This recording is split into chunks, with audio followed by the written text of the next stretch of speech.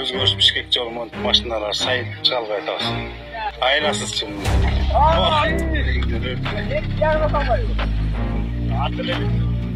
Аяғында машина жатады.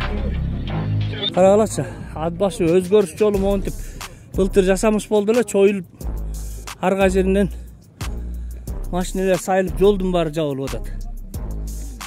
Буну ким карап коесуңар, кимиңер карайсыңар, же жатасыңар ушинтип эл карачы кыйналып атат.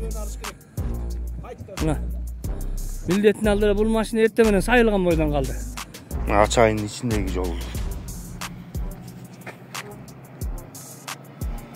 Жаңы курулган асфальт. 2020-жылы жазалган асфальт.